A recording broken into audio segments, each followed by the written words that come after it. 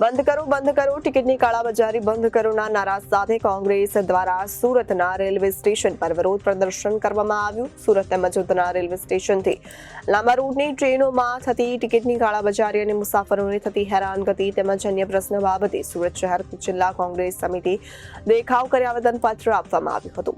બંધ કરો ટિકિટની કાળાબજારી બંધ કરોના નારા સાથે કોંગ્રેસ દ્વારા સુરતના રેલવે સ્ટેશન પર વિરોધ પ્રદર્શન કરવામાં આવ્યું। સુરત તેમજ ઉધના રેલવે સ્ટેશનથી લાંબા રૂટની ટ્રેનોમાં થતી ટિકિટની કાળાબજારી અને મુસાફરોની થતી હેરાનગતિ તેમજ અન્ય પ્રશ્નો બાબતે સુરત શહેર જિલ્લા કોંગ્રેસ સમિતિ દેખાવ કરી આવેદનપત્ર આપવામાં આવ્યું હતું।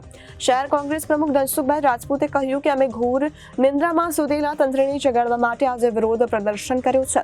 ટિકિટના કાળાબજારી થાય છે, ભાગદોડમાં સામાન્ય લોકોને જીવ ગુમાવવાનો વારો આવે છે અને ભ્રષ્ટાચાર ખૂબ વ્યાપી ગયો છે, ત્યારે ગરીબ માણસોને ન્યાય મળે તે હેતુથી આયોજન કરવામાં આવ્યું છે। આજે વિરોધ પ્રદર્શન કરવામાં આવી રહ્યું છે। ટ્રેનની સંખ્યા વધારવા માટેની પણ માંગ કરવામાં આવી રહી છે।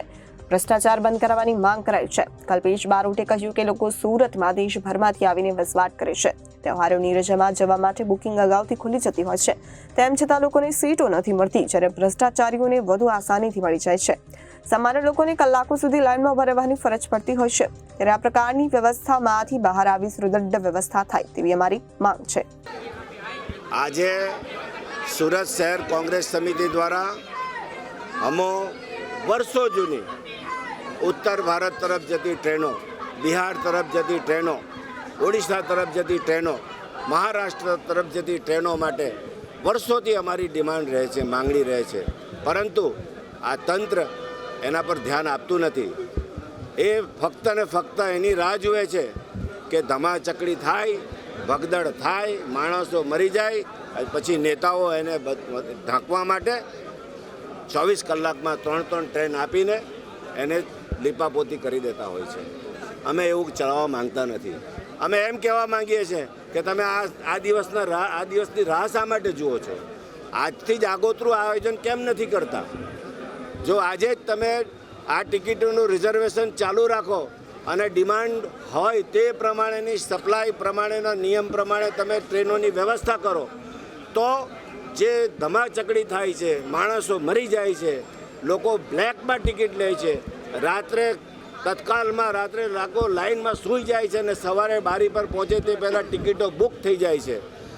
રાત્રે ચાલુ બોગીમાં બેસવા માટે રાત્રે માણસ લાઇનમાં સૂઈ ગયેલો હોય અને એને નંબર ના લાગે અને એની જગ્યાએ જોઈ તો કોઈ બીજો જ આવીને બેસી ગયો હોય। સુરક્ષા કર્મીઓ દ્વારા જે ભ્રષ્ટાચાર થાય છે, રેલવે તંત્ર દ્વારા જે ભ્રષ્ટાચાર થાય છે, તે બાબતને રોકવા માટે અમે આગોતરું આયોજન કર્યું છે।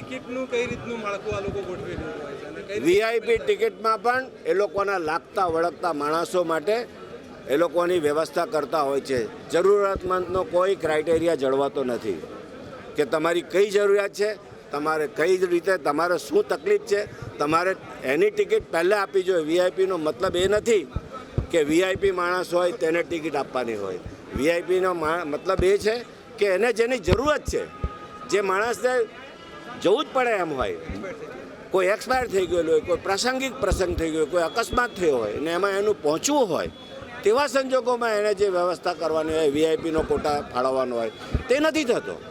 એનો અમારો વિરોધ છે। માંગણી નહીં સંતોષાય છેલ્લે શું કરશે? માંગણી ના સંતોષાય તો આ અમે આગોતરું 2 મહિના પહેલાંનું આંદોલન છે। આ માંગણી અમારી 2 મહિનાની છે, પહેલાંથી કરીએ છીએ સાહેબ, અને એ મુજબ જો ના ચાલશે તો સમય અંતરે દર 15 દિવસે અમે એની સમીક્ષા કરીશું અને નહીં થશે તો અમે ધરણા કરીશું।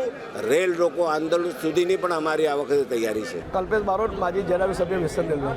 શું વિરોધ કરવામાં આવ્યો છે, શું મુદ્દાઓ છે? સુરત શહેરમાં 80 લાખની વસ્તી છે, એમાં 20 થી 25 લાખ કરતાંની વધુ વસ્તી ઉત્તર ભારતીય સમાજની છે। તમે અલગ અલગ લોકો માટે ટ્રેનોની સુવિધા કરો છો, તો અમારી માંગણી છે કે સુરતના યોગદાનમાં ઉત્તર ભારતીય સમાજનો જે ફાળો રહ્યો છે એને ધ્યાનમાં લઈને આગામી દિવસોમાં તહેવાર આવી રહ્યા છે, છઠ પૂજા આવી રહી છે, તો જે ટ્રેનો વીકલી છે એને ડેલી કરવામાં આવે। અને ખાસ અમારી એક માંગણી છે કે ઉત્તર ભારતીય સમાજ માટે એક વંદે ભારત ટ્રેન આપવી જોઈએ। આ અમારી માંગણી છે અને અમારી જે માંગણી છે ગરીબોના હિત માટે, એ માંગણી સંતોષમાં ન આવશે તો આગામી દિવસોમાં સુરત શહેર કોંગ્રેસ સમિતિ સુરત રેલવે સ્ટેશનમાં રેલ રોકો આંદોલન કરશે। કાળાબજારી પણ થાય છે। 6 મહિના પહેલાં જ્યારે બુકિંગ ખુલે છે ત્યારે શ્રમિક લોકો ટિકિટ બુક કરાવે છે, પરંતુ જે પૈસાપાત્ર લોકો છે, જે લોકોના અધિકારી સાથે સારા સંબંધો છે, સાઠગાંઠ છે, એ લોકો ટિકિટ વીઆઈપી કરાવી લે છે. 4 મહિના પહેલાં ટિકિટ વેટિંગ આવતી હોય, મારે કાલે જવું હોય તો આજે મારી ટિકિટ કન્ફર્મ થઈ જશે કે મારે અધિકારી સાથે સંબંધ છે. આવા ઘણા એવા મુદ્દા છે. અને જો એમ કહેતા હોય રેલવે પ્રશાસન કે ભાઈ કોંગ્રેસ ખોટા આક્ષેપ છે, તો તમે અમે આરટીઆઈમાં માહિતી માગશું કે તમે કેટલી વીઆઈપી ટિકિટ કરી છે અને કોની ટિકિટો કરી છે, એ અમે માગણી કરશું. તમે ખુલાસો કરો. તમે ભાગદોડો મચી છે પ્લેટફોર્મ પર આ બાબતે શું? મેં કહ્યું જ્યારે પણ કોઈ દુર્ઘટના બને છે ત્યારે ભાજપ શાસકો અને સરકાર પોતાની ચામડી બચાવવા માટે ટ્રેનો ડેલી ચાલુ કરે છે, પણ આગામી સમયને ધ્યાનમાં લઈને જે વીકલી ટ્રેનો છે એને ડેલી કરવી જોઈએ, એવી અમારી માંગણી છે. Reporter Arvind Rathod, Janadesh News, Surat.